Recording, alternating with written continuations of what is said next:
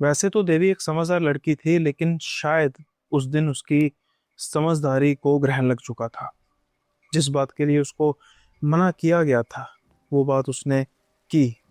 उसका हर जाना उसको भुगतना पड़ा। या यूं कहे, सिर्फ उसको नहीं बल्कि उसके सारे परिवार को। अब वो शादीशुदा थी, तो यहाँ पर एक परिवार नहीं बल्कि दो परिवारों का मामला हो चुका था।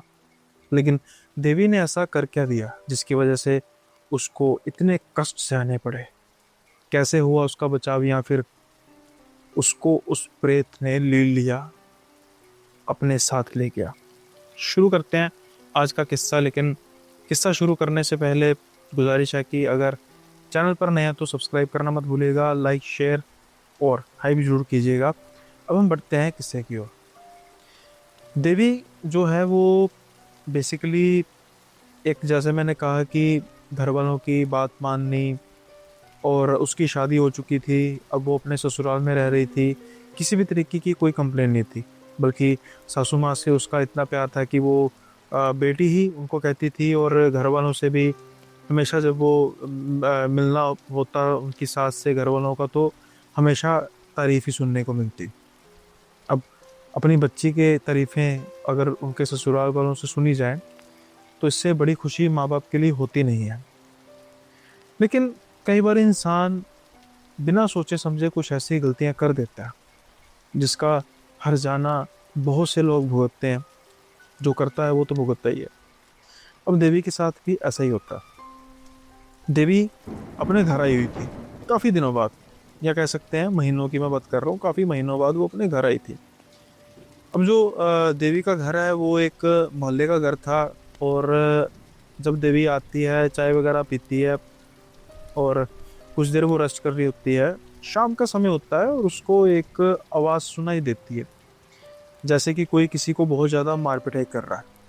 और जो सामने वाला है, या लड़की है जो, वो रजिस्ट तो कर रही है, लेकिन बड़े अजीब से तरीके से, यानी कभी औरत की आवाज़ लड़की की आवाज़ आती है, कभी मर्द की आवाज़ आती है। अब जैसे ही देवी उठती है, चौंक जाती है कि ये कहाँ से आवाज़ आ रही है।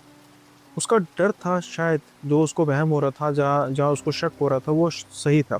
क्योंकि वो जल्दी से भागती हुई अपनी माँ के पास जाती है और कहती है कि मुझे ये आवाज़ें कहाँ से आ रही है, ये क्या हो रहा है।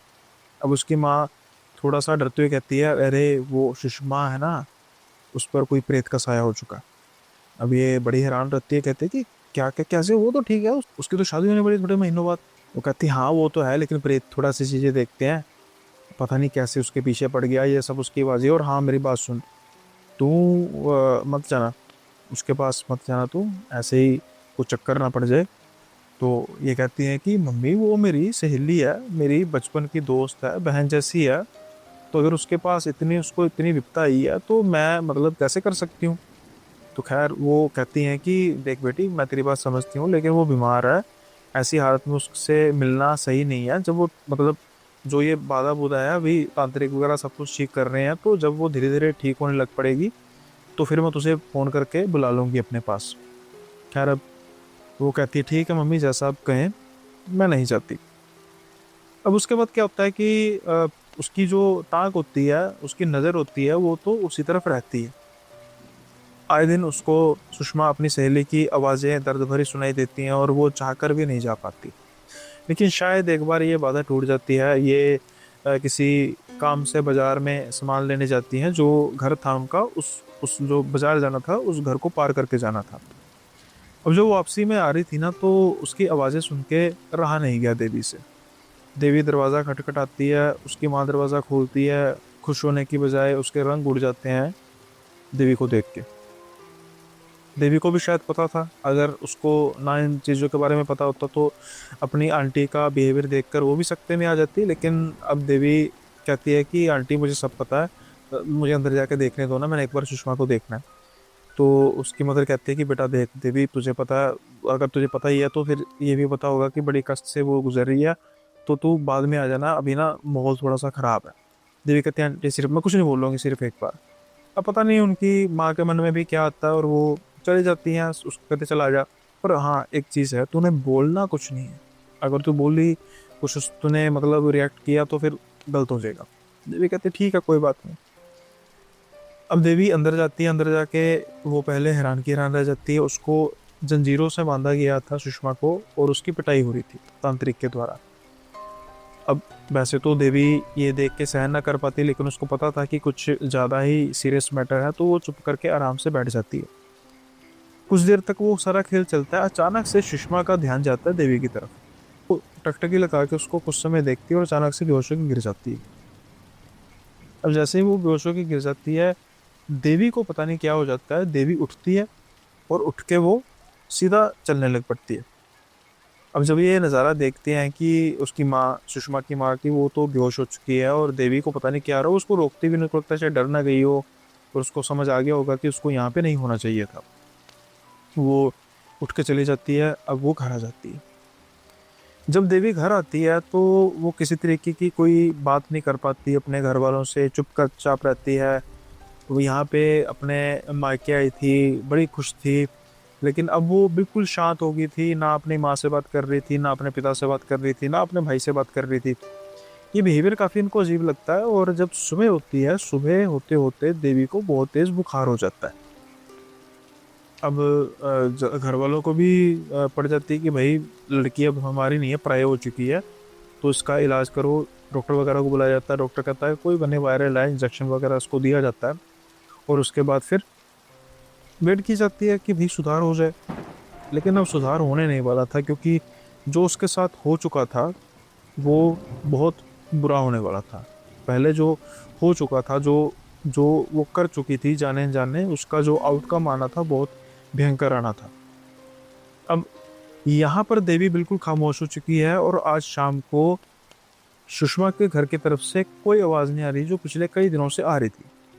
ये बात जानकर जो देवी की माँ होती है वो थोड़ी सी टेंस होती है कि कहीं कुछ गलत तो नहीं हो गया, तो वो भागी भागी जाती हैं इनके घर और पूछती हैं कि भाजी सब ठीक ठाक है।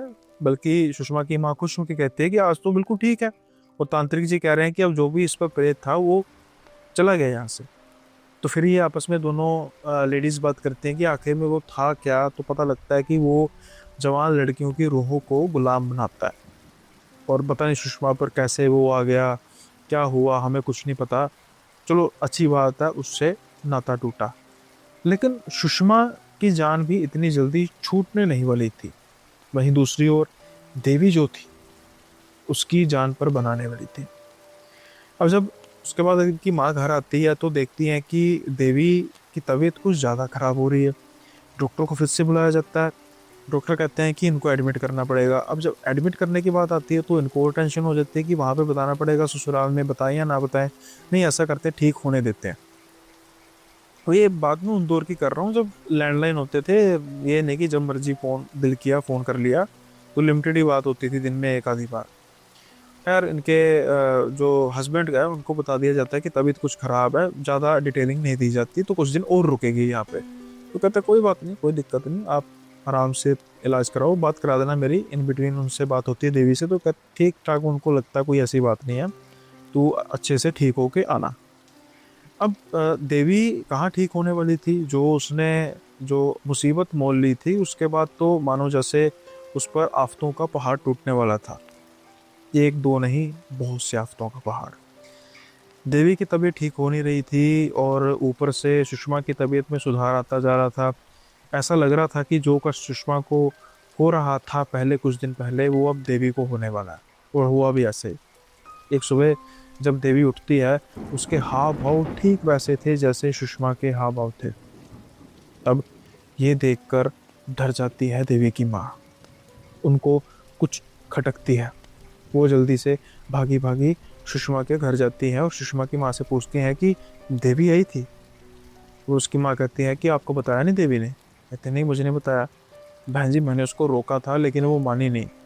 तो जब वो आई थी ना, तो पता नहीं सुषमा कैसे बेहोश होगी और ये उठकर चल दी।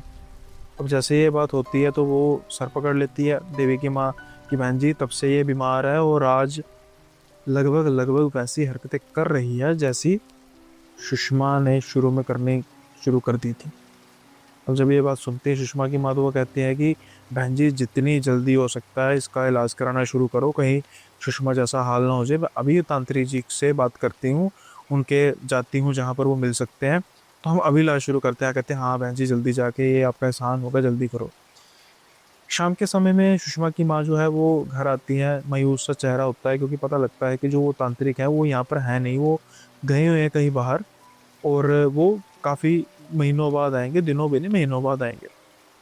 अब इनको मतलब जिसे कहते हैं कि बुरा इनका दिमाग सब आ जाता है कि हमारे तो लिंक में कोई है भी नहीं, अब क्या कर सकते हैं। तो खैर ये सोचते हैं कि भई अब किसी और के साथ बात की जाए, कैसे है, कहाँ पर है, कुछ नहीं पता। बस इतना पता है कि जो समस्या सुषमा को थी, वो समस्या अब हमारे यहाँ आ चुकी है, हमारी बेटी को आ चुकी है, और वो बेटी जिसकी शादी हो चुकी है। अब ऐसे अगर वो अपने मायके गई तो बहुत बड़ी समस्या हो जाएगी, हमें उसको मायके जाने से पहले बिल्कुल ठीक करना है। पता करते कराते ये चला कि एक भगत है, बेसिकली वो किसी डिपार्टमेंट में काम करते हैं, लेकिन साथ के साथ ही वो उनकी इन चीज़ों में काफ़ी महारत है। अब जब पता लगता है तो ये भागे भागे उनके पास जाते हैं। उसके बाद फिर बात जब होती है, सारी बात होती है, सारा चेक करते हैं, तो वो कहते हैं कि एक चीज़ है, मैं आपको एक तावीज़ दूंगा जो इन्होंने अपनी बाजू में बांध रहा है, लेकिन इस बात का ध्यान रहना चाहिए कि जो मर्जी हो जाए वो तावीज़ इनकी बाजू से नहीं उतरना चाहिए। जो भी प्रेत इनके पीछे लगा है वो बड़ा ही खूंखार प्रेत है। अगर ये काम मैं करूँगा तो मेरे को भी नुकसान हो सकता है, लेकिन कोई बात नहीं, बच्चे की जान बचनी चाहिए, क्योंकि वो सीधा और सीधा इंसान को ख़त्म करता है तरफा तरफा के। अगर उससे कोई ना बच सके तो वो बस मानो कि तड़फ तड़फ के मरता है। इस तवीज़ के बारे में आपको मैं एक बात बता देता हूँ कि ये तवीज़ किसी भी हालत में खोना नहीं चाहिए, उतरना नहीं चाहिए। अगर ये तवीज़ ख़राब होने लगा, आपको पता है लग रहा है कि डोरी जो है वो कमज़ोर पड़ रही है, तो आप मेरे पास आइए, मैं नया तवीज़ बना कर दूंगा। लेकिन एक बार तवीज़ उतरा, दोबारा से तवीज़ नहीं डल सकेगा, गुम हुआ नहीं डल सकेगा, तो बहुत बड़ी समस्या हो जाएगी। और वो इतने खूंखार तरीके से वापस आएगा क्योंकि वो गुस्सा करेगा कि मुझे निकालने की कोशिश की। फिलहाल ये बात बहुत छोटी लग रही थी। अब देवी को वो तावीज़ बांध दिया जाता है, 2-4 दिन के अंदर अंदर देवी ठीक होने लग पड़ती है। और उसके बाद फिर धीरे धीरे देवी को पता लगता है कि मेरे से ऐसा हुआ था, और जो ये तवीज़ बांधा गया है किसी भी हालत में उतरना नहीं चाहिए। कुछ दिन बाद देवी के पति उनको लेने आ जाते हैं। देवी अब स्वस्थ जो है वो महसूस कर रही थी, और देवी उनके साथ चली जाती है। इनके घर वाले भी काफ़ी खुश होते हैं कि चलो जो बेटी पर विपत्ति आई थी वो अब टल चुकी है, और अब हम भी खुश हैं। लेकिन खेल यहाँ पर ख़त्म नहीं हुआ था, खेल यहाँ पर शुरू होने वाला था, क्योंकि अब जो देवी के साथ होने वाला था वो परमात्मा किसी के साथ ना करे। देवी अपने घर पहुंचती है, अपना गृहस्थ जीवन जीना शुरू करती है। कुछ महीने बीतते हैं, फिर कुछ साल बीतते हैं। देवी के घर में एक बच्चा होता है। अब बच्चे की उम्र कुछ 2 साल के आसपास हो जाती है। अब एक बार देवी रसोई में काम कर रही थी, अचानक से उसके बाजू में खारिश होती है। जब वो खारिश करती है, अचानक से उसको कुछ महसूस होता है, कुछ कुछ कमी है। जैसे वो बाजू पर उठ के देखती है, तावीज़ गायब था। कैसे गिरा, टूट के गिरा, क्या हुआ उसको कुछ नहीं पता। वो जल्दी से थरथराने लग पड़ती है, कांपने लग पड़ती है कि भाई ये तो बहुत बड़ी दिक्कत होगी। अब ना ये जल्दी से अपनी माँ को फ़ोन करती है और सारी बात बताती है कि मुझे पता ही नहीं कहाँ गया, मैं तो खाना बना रही थी, अचानक खारिश हुई तो मैंने देखा तावीज़ है ही नहीं। मैंने सारा घर ढूंढ मार लिया, लेकिन मुझे तावीज़ कहीं पर नज़र नहीं आ रहा। अब इनकी माँ कहती है कि अब क्या कर सकते हैं। तो इनकी माँ, जैसे वो भगत जी का पता लगा था, तो कहते हैं कि चलो कोई सोल्यूशन मिलेगा। तो भगत जी का पता जब किया जाता है तो ये मालूम पड़ता है कि वो 6 महीने पहले चल बसे हैं। अब जिनसे उन्होंने ठीक कराया था तो वो तो पता ही कर चुका था। फिर इनकी माँ जाती है सुषमा के घर। सुषमा की भी शादी हो चुकी थी, वो बिल्कुल ठीक थी। सारी बात बताती है और कहते हैं कि बहन जी वो तांत्रिक जो हैं वो मिल सकते हैं, और जिन्होंने सुषमा को ठीक किया था। तो कहती हाँ कोई बात नहीं। अब जो वो तांत्रिक के पास जाते हैं जहाँ पर वो मिलते थे, तो उनके जो शिष्य थे उनसे पता लगता है कि तांत्रिक जब पिछली दफ़ा गए थे कुछ महीनों के लिए, वो वापस ही नहीं लौटे, और पता चला कि उनकी मौत हो चुकी है। अब इन्होंने दोनों ने सर पकड़ लिया कि भाई अब किससे इलाज कराएंगे, इनको तो कुछ पता भी नहीं इस चीज़ के बारे में। वहीं दूसरी ओर अब तबीयत खराब होनी शुरू हो चुकी थी देवी की बहुत ज़्यादा। पहले थोड़ा बहुत उसके स्वभाव में परिवर्तन आना शुरू हुआ। वो बदतमीजी करने लग पड़ी थी अपने पति के साथ, ना ही सिर्फ अपने पति के साथ बल्कि अपनी सासू माँ के साथ, जिसको वो माँ से भी बढ़कर मानती थी। इस दौरान इनके ससुर की तो मौत हो चुकी थी और इनका एक देवर था, उसके साथ भी इसकी अच्छी बनती थी, लेकिन ना जाने क्या हुआ एक दिन कि वो अपने देवर को बहुत तेज तमाचा मार देती है। उसके बाद उनकी देवर के साथ बोलचाल बंद हो जाती है। बिना किसी बात का तमाचा पड़ा हो तो भाई कौन ही बोलेगा। सासू माँ भी बोलना कम कर देती है। हालांकि ये अभी जो एक्टिविटीज हो रही थी ये इनके घर तक नहीं पहुंची थी, क्योंकि इनके जो घर वाले थे, सासू माँ वगैरह या पति, काफी भले थे और ऐसा नहीं था कि वही छोटी छोटी बातों पर घर पे फोन कर दें कि ये कर रही है ये कर रही है। अब देवर वाली बात है, चलो छोटे को मारा है, कोई बात हुई होगी, लेकिन माहौल तब ज्यादा खराब हो सकता है जब वो अपने पति पर हाथ उठाती है। एक रोज इनका पति पूछने की कोशिश करता है कि मुझे बता तो सही देवी, तेरे साथ हो क्या रहा है, कोई दिक्कत क्या हो रही है। अब वो बिना कुछ बात किए, बिना कोई बात का रिस्पॉन्स दिए इनको तमाचे मारने शुरू कर देती है। उस दिन फिर जब इनके घर वालों को बुलाया जाता है तो फिर ये बात सारी रिवील होती है कि पिछले कुछ समय में ये सब कुछ हुआ था। हमने बात को कवर अप करने की कोशिश की कि हम कर लेंगे और कर भी लिया, सब कुछ ठीक भी हो गया, लेकिन वो तवीज़ बताया गया था, तवीज़ अब नहीं है और जिन्होंने तवीज़ दिया था उनकी मौत हो चुकी है। अब हमें नहीं पता कि इसका इलाज कैसे करना है, और हम यही कर सकते हैं आपसे हाथ जोड़कर विनती कि हम अभी देवी को लेके चले जाते हैं और जब देवी ठीक होगी हम उसको वापस यहाँ पर छोड़ के जाएंगे, लेकिन हम आपको परेशान नहीं करना चाहते और आपसे विनती है कि आप किसी भी तरीके का कुछ डिसीजन मत लीजिए। अब उनका जो हस्बैंड है वो बड़े गुस्से से कहता है कि डिसीजन तो मैंने ले लिया है, आप क्या उनसे बात कर रहे हो। डिसीजन ले लिया गया और डिसीजन ये है कि देवी यहाँ से कहीं नहीं जाएगी, वो मेरी पत्नी है। आज उस पर दुविधा ये है, आज उस पर कष्ट आया है, तो इसका मतलब ये है कि मैं उसको छोड़ दूंगा, जब ठीक होगी तब वापस आ जाएगी। क्यों, मेरी पत्नी है, सुख दुख जो है वो साथ में झेलेंगे और कोई भी इलाज है करेंगे, देखी जाएगी। लेकिन उनके पति जो ने ये बातें की थी उसकी वजह से हो सकता है कि इनके जो ससुराल वाले हैं यानी कि मायके वाले हैं देवी के, उनको फर्क पड़ा हो, लेकिन देवी को कोई फर्क नहीं पड़ा। अब आए दिन घर में कलह होने लग पड़ी थी, सासू माँ को पता लग चुका था, शायद वो सब इसी वजह से सह रहे थे, खास तौर पर उनका देवर। क्योंकि जो देवर था, जब उसको पता लगा कि भाभी के साथ ये सब कुछ हो रहा है तो वो अपनी सारी नाराजगी भूल गई, उसको उसकी नाराजगी जाती रही। अब वो भी इसी कशमकश में जुड़ चुका था। देवर जो था बेसिकली वो उनका ना काफ़ी धार्मिक इंसान था, तो उसकी कुछ लोगों के साथ बैठना उठना था, तो वो कुछ लोगों से विचार विमर्श करने लग पड़ा कि ऐसे ऐसे कोई समस्या हो रही है। लेकिन इसी बीच देवी की तबीयत बहुत ज़्यादा बिगड़ने शुरू हो चुकी थी। बच्चे की तरह बिल्कुल ध्यान नहीं था, चलो उसको तो सासू माँ पाल रही थी, लेकिन अब जो एक पति पत्नी के बीच संबंध होते हैं वो भी खत्म हो चुके थे और देवी किसी भी समय अपने पति पर हाथ उठा देती थी। पति सब कुछ हंसते हंसते सह रहा था क्योंकि उसको पता था कि उसकी पत्नी बीमार है, लेकिन ये बातें बढ़ती जा रही थी। अब देवी पहले सबको परेशान कर रही थी, उसकी परेशानी सब सह रहे थे, लेकिन अब जो देवी के साथ परेशानी होने वाली थी शायद देवी उसको सह नहीं पा रही। देखते ही देखते कुछ दिन के बीच में देवी के शरीर पर छाले होने लग पड़े, इतने गहरे रिसने वाले छाले कि किसी का देखकर दिल दहल जाए। मानो एक सुंदर सी लड़की, सुंदर सी औरत देखते ही देखते जिसे जिसको कोढ़ हो गया होता है वैसी उसकी हालत हो गई थी। डॉक्टरों से चेक कराया गया, जब पता लगा तो डॉक्टरों ने सिर्फ एक बात बोली कि ये ज़्यादा देर जी नहीं पाएगी, 1 महीना, ज़्यादा से ज़्यादा 2 महीने बस।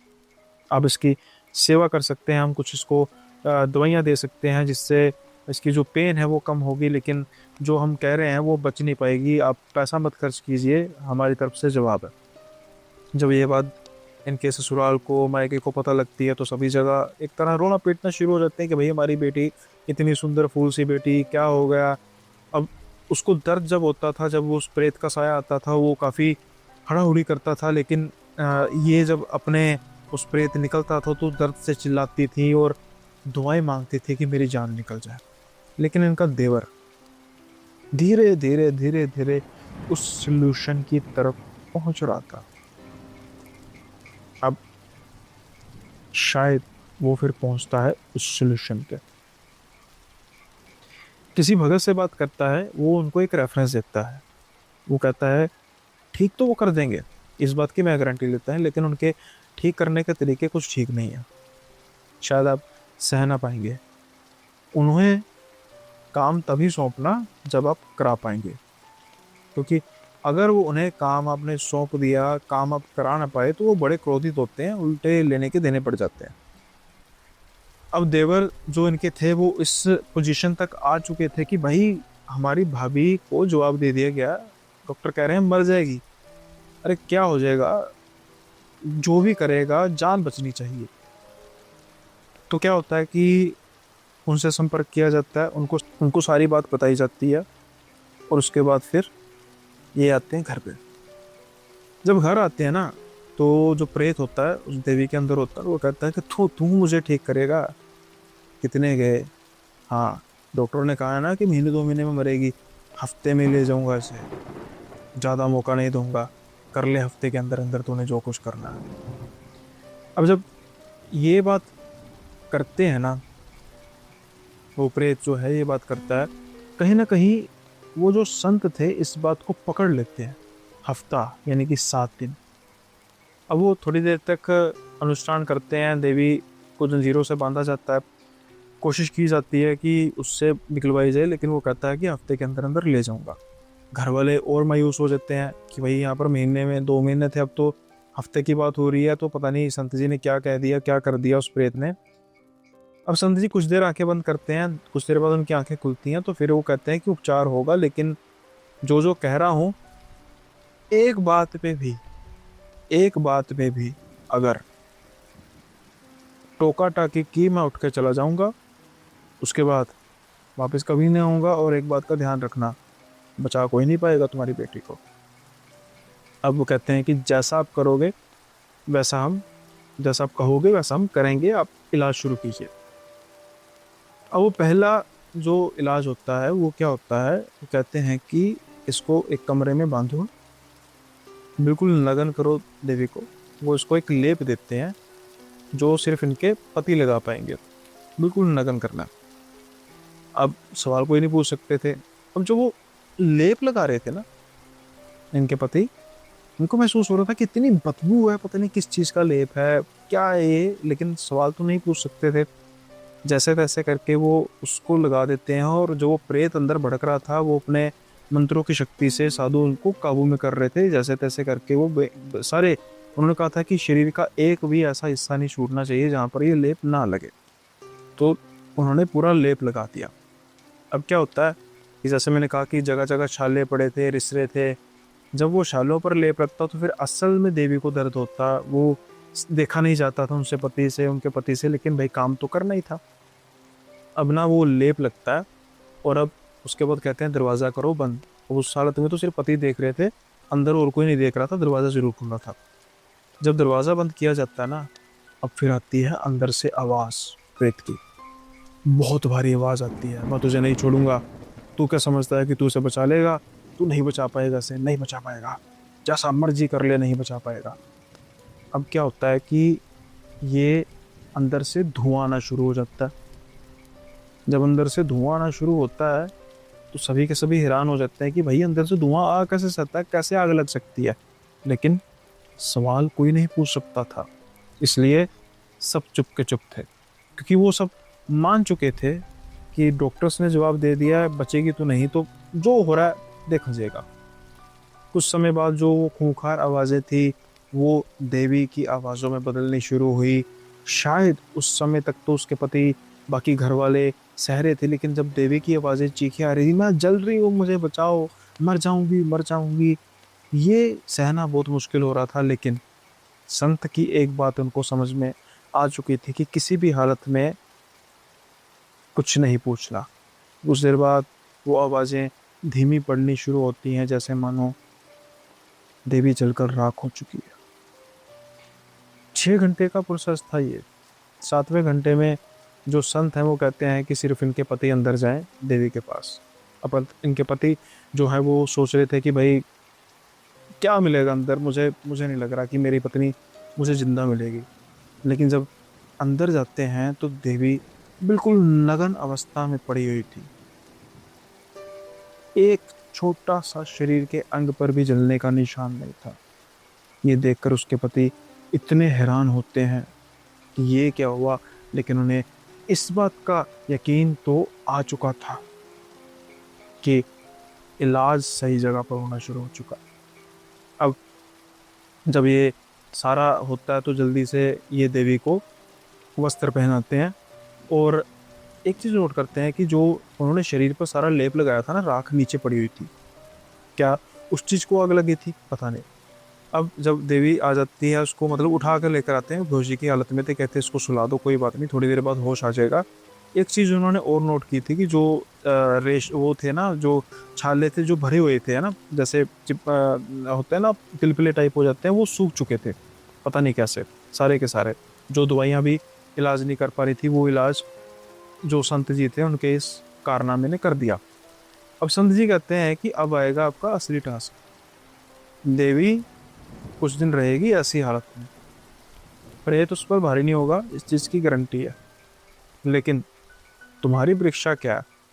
जो ये राख है, इसको एक मटके में डालो, 7 चिताओं पर इस राख को फेंकना है, और एक बात का ध्यान रखना है कि जो 7 लोग हैं वो बुजुर्ग होने चाहिए।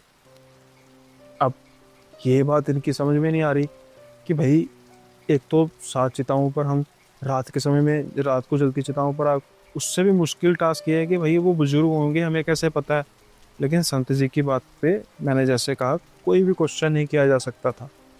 अब ये अपने सारे कनेक्शन लगा देते हैं, भाई बूढ़े आदमी जो जो मरा है ढूंढो, जिसकी शाम को चिता जलेगी, रात के समय में चिता जल रही होगी, हम ये राख 7 मतलब 7 हिस्से कर देंगे, 7 पर करेंगे। अब ना, ये जो भी कांड था बड़ा डिफिकल्ट था, क्योंकि संत जी ने एक बार जरूर कही थी कि जब राख डालोगे तुम्हें शमशान से बाहर आने में पूरी रुकावट की जाएगी, रोका जाएगा, आवाज़ें लगाई जाएंगी, हो सकता है देवी की आवाज़ें आएँ, हो सकता है तुम्हारे सबसे प्रिय की आवाज़ें आएँ, हो सकता है तुम्हारी टांगे पकड़ी जाएं, हो सकता है तुम्हारी बाजू पकड़ी जाएं। पति को अकेले जाना था सबसे बड़ी बात। एक बार भी तुम डर गए, तुमने पीछे मुड़ के किसी की बात सुन ली, तो तुम तो आसानी से यहाँ पर आ जाओगे, लेकिन तुम्हारे घर पहुंचने तक देवी खत्म हो चुकी होगी। इस बात का ध्यान रखना है। अब जब ये सब कुछ होता है तो इनके पति बहुत ज़्यादा डर तो जाते हैं, लेकिन पत्नी का सवाल था। वो कहते हैं ना कि पतिव्रता स्त्री, ये पत्नी व्रता एक मर्द थे। इस पर हर एक औरत, अगर जिसको ऐसा पति मिला, उसको गर्व होना चाहिए।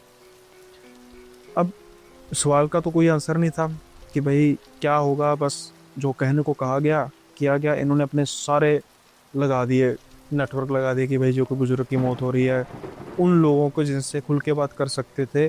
और ऐसा नहीं था कुछ कि भाई 7 दिन के अंदर ही करना है, इन्होंने समय दिया था कि जैसे जैसे मिलते जाएंगे करते जाना। अब जैसे जैसे कोई बुजुर्ग की चिता जलती, ये राख डालते, इनको वही सारी चीज़ें दोबारा दोबारा दोबारा दोबारा, पीछे किसी आवाज़ आनी, ऐसे कोई हंसने की आवाज़ आनी, रोने की आनी, प्रेत नज़र आने, ये जैसे तैसे करके आते। और इन 7 दिनों में या इन 7 बार में जब भी ये चिताएं पर वो राख डालकर आते, तो क्या होता कि ये देवी की शारीरिक हालत में पूरी तरीके से सुधार पाते। उसके शाले अब भर चुके थे, वो पहले जैसे ही खूबसूरत होती जा रही थी। हाँ, दिमागी तौर पर वो कमज़ोर थी अभी। देखते देखते वो 7 जो है उसका हो जाता है। अब ये सभी बहुत खुश थे कि अब हमारा काम हो चुका है, अब हम संत जी को कहेंगे कि भाई अब सब कुछ ठीक हो गया है। लेकिन संत जी की जब बात सुनते हैं, जब संत जी आते हैं, तो ये निराश हो जाते हैं, घोर निराश हो जाते हैं। अब ये जब संत जी आते हैं तो संत जी से पूछते हैं कि हमारी बेटी ठीक हो गई है, तो संत जी कहते हंसते हैं, कहते ठीक हो गई है वो तुम्हें बाद में पता लगेगा। ये हैरान हो जाते हैं कि बाद में पता लगेगा, हम समझे नहीं। कहते सब पता लगेगा, चिंता क्यों कर रहे हो बालक। अब तुमने क्या करना है, अब तुमने ये जो 7 चिताओं पर राख तुमने डाली है, जो तुमने ये सब कुछ कार्य किया है, तुमने एक बात का नोटिस किया होगा कि ये ठीक होगी। कहते हाँ बिल्कुल ठीक हो गया। अब कहते हैं फिर से वही प्रक्रिया दोहराई जाएगी। कौन सी प्रक्रिया? वही नगन किया जाएगा, एक लेप लगाया जाएगा, वही देवी दोबारा से फिर जलेगी। अब उसकी जो राख होगी ना, उस राख को जमीन में दबाया जाएगा, कब्रिस्तान की जमीन में। वो तो काम थोड़ा सा पहले से इजी था कि पहले चिताएं जलते हैं, बूढ़े मरेंगे, तो अब फिर से क्वेश्चन ही पूछ सकते थे कि अब जब काम हो ही गया तो फिर अब कैसे होगा। खैर, दोबारा से वही प्रक्रिया की जाती है। ये तो सोच रहे थे कि देवी ठीक होगी, क्यों कर रहे हैं या नहीं जानते। देवी को नग्न किया जाता है, उसके पति के द्वारा लेप लगाया जाता है, उसके बाद फिर से वही प्रक्रिया होती है, फिर वो राख होती है, फिर वो धीरे धीरे करके मटके में 7 कब्रिस्तानों में वो राख को दबाकर आते हैं। जब आते हैं तो बड़े खुश होते हैं कि भाई अब कहीं जाकर हमारी बच्ची ठीक होगी, मेरी पत्नी ठीक होगी। ये सब सोच रहे थे, लेकिन अभी भी पिक्चर बाकी थी। संत जी कहते हैं कि अब बता क्या करेगा। इन्हें लगा था कि देवी सामने बैठी होगी, कुछ अनुष्ठान करेंगे और देवी ठीक हो जाएगी, लेकिन ये क्या चल रहा है। अचानक से देवी फिर से वही भारी आवाज़ें निकालने लग पड़ती है। संगलियों से उसको बांधा गया था, संगलियां टूटने को थी और वो बहुत ज़्यादा गुस्से में थी। तुझे मैं छोड़ूंगा नहीं, मैंने बड़े तांत्रिक को मार दिया है, जिसने मेरे साथ उलझने की कोशिश की वो बचा नहीं। तू क्या समझता है तू उससे निकाल देगा, इससे तो निकाल देगा, लेकिन मैं तुझे छोड़ूंगा नहीं। अब वो संत करते हैं पिटाई देवी की, बहुत पिटाई करते हैं, लेकिन कोई भी सवाल नहीं पूछा जा सकता था। उसके सामने उसके पति देखते रहे, खून के आंसू पिए सारे परिवार ने। कुछ समय बाद देवी बेहोश हो जाती है और जैसे ही उसका मुंह खुलता है ना, उसके मुंह से एक काले रंग का धुआं, बिल्कुल हल्का सा धुआं निकलता है। जल्दी से संत जी इशारा करते हैं अपने शिष्य को, एक मटके में आगे करता है और उसको बंद कर लेता है। अब कहते हैं संत जी हम लेकर चले हैं इसको साथ, और आपकी बेटी जब होश में आएगी, थोड़ी बहुत जो उसको चोट लगी है वो ठीक हो जाएगी। वो अब इसकी शरीर पर चोट है, मेडिकल प्रॉब्लम है, कुछ दिनों में ठीक हो जाएगी। अब ये सब कुछ हो जाता है। इनके जो हस्बैंड है देवी के, वो पूछते हैं कि संत जी बिल्कुल सब ठीक है। संत जी कहते हैं बिल्कुल ठीक है, मैं आप पर विश्वास कर सकता हूँ कि कभी ये समस्या नहीं आएगी। वो कहते हैं कि हाँ बिल्कुल कर सकते हैं, आप सेवा बताइए कि आपका क्या। कहते हैं हम कोई सेवा नहीं लेते, अपनी खुशी से गरीबों को दान करोगे वो हमें सेवा लग जाएगी। ये एक निशानी थी किसी एक बड़े संत की, पहुँचे हुए संत की। लेकिन फिर वो पूछते हैं कि संत जी पक्की बात है ना, अब देवी ठीक हो गई है। संत जी थोड़ा सा गुस्से में आते हैं कि अरे बता, मैं बता तो रहा हूँ कि ठीक हो रही है, लिख के दूँ क्या। कहते हैं नहीं, लिख के देने वाली बात नहीं, आपने मुझसे एक सवाल किया था, आपने मुझसे एक बात की थी, आपने मुझसे एक बात की थी कि जब तक अनुष्ठान चलेगा कोई भी सवाल नहीं पूछ सकते। कहते हैं हाँ की थी। अब अनुष्ठान खत्म हो गया। कहते हैं हाँ खत्म हो गया, अब आपसे कोई सवाल पूछ सकता हूँ। संत जी हंसते हैं, कहते हैं हाँ ये तरकीब तूने अच्छी लगाई है कि पहले तसल्ली कर ले। हाँ अब तू कोई भी सवाल मुझसे पूछ, मैं तेरे हर सवाल का जवाब दूंगा बेटा। अभी कहते हैं कि संत जी मुझे पहले बताओ कि जो आपने ये लेप लगाया था ये क्या था, कैसे धुआं आ रहा था बाहर, ऐसे लग रहा था कि बेचारी देवी तो जल के राख हो जाएगी, लेकिन उस जो लेप की राख है वो क्या थी। 7 चिताओं पर जो सारा करने का क्या मतलब था, बाद में 7 कब्रों को करने का क्या मतलब था। फिर उसके बाद हमें लगा कि ठीक होगी, तो ये प्रेत फिर आ गया, फिर आपने इसको शायद काबू कर लिया, मुझे नजर आ रहा है। सारा बताइए। संत जी कहते हैं अब तुझे मैं बताता हूँ कि दरअसल मसला क्या था। कहते जैसे उसने कहा ना गुस्से में 7 दिन में ले जाऊंगा, उसने अपनी कमजोरी बताई। देवी पर एक नहीं 7 प्रेतों का, यानी कि इसको मिलाकर 8 प्रेतों का कब्जा था। वो प्रेत उसको चैन से जीने नहीं देते। जो शारीरिक कष्ट आया था वो इन प्रेतों की, 7 प्रेतों की वजह से आया था, और ये प्रेतों का मुखिया था। मुझे जब मैंने साधना की, हो सकता कि वो 7 दिन ना बोलता तो मैं इस चीज़ में मेरा ध्यान उसी पर रहता कि वही है, तो उसको मैं निपटाने में लगा रहता उतनी देर तक, वो 7 प्रेत देवी को निपटा देते। अब जब ये 7 प्रेत वाला सीन हुआ तो मैंने जो राख बनाई ना, उस राख में वो 7 प्रेत थे। 7 प्रेत बहुत शक्तिशाली, कुजे में कैद कर लिया। अब वो देवी पर काबू कर सकते थे, लेकिन 7 बुजुर्गों की चिताओं पर ही मैंने क्यों किया। जैसे ही वो राख चिताओं पर पड़ी, वो प्रेत हो गए मुक्त, कम से कम इससे मुक्त हो गए, इस प्रेत के मुखिया था ना, इससे मुक्त हो गए। अब उसकी जगह जो जगह थी, 7 जगहें थी, वो उन प्रेतों, उनके आत्माओं ने ली। किनकी आत्माओं ने? जो जिनकी चिताएं जल रही थी। और खास तौर पर बूढ़े क्यों कहे थे? क्योंकि उनमें इतनी शक्ति नहीं थी, उनके प्रेतों में इतनी शक्ति नहीं थी। अब वो प्रेत आ चुके थे देवी पर, लेकिन वो उसका ज्यादा कुछ कर नहीं सकते थे। एक तो बेचारे वो भी अभी मतलब उनकी गति गुति वगैरह होनी थी। अब मैं उनको ऐसे तो नहीं छोड़ सकता था ना। फिर जब दूसरी बार अनुष्ठान किया गया, दूसरी बार अनुष्ठान में उन प्रेतों की जो राख थी उसको मैंने दबाने के लिए इसलिए कहा कि अगर उनके परिवार गति कराते हैं वो तो हो जाएगी, लेकिन अगर वो फिर भी भटकते रहते तो मैंने कब्रिस्तान में हमको उनकी जो राख है कैद कर दी है, समय आने पर वो खुद मुक्त हो जाएंगे। ये तो हो गया 2 बार, यानी कि पहले जो मेन उसके साथ प्रेत जितने जिन्होंने उसके शरीर पर कब्जा किया था, उसके शरीर के साथ बहुत ज्यादा उसको कष्ट देते थे, उनकी गति करा दी, उनको कर दिया, मुक्त कर दिया। फिर जो कमजोर प्रेत थे, अब जो उसके साथ कुछ कर नहीं सकते थे, उसके बारे में सोचा गया कि ये कैसे होंगे। फिलहाल के लिए उनको दबा दिया गया ताकि ये उन पर इन्फ्लुएंस, मतलब उन पर ज़्यादा हुक्म ना करे या कुछ ना करे। अब जब ये इसके 7 बाजू काट दिए गए, फिर बारी आती है इसकी, जो खास तौर पर जवान लड़कियों का शिकार करता था अपनी शक्तियाँ बढ़ाने के लिए।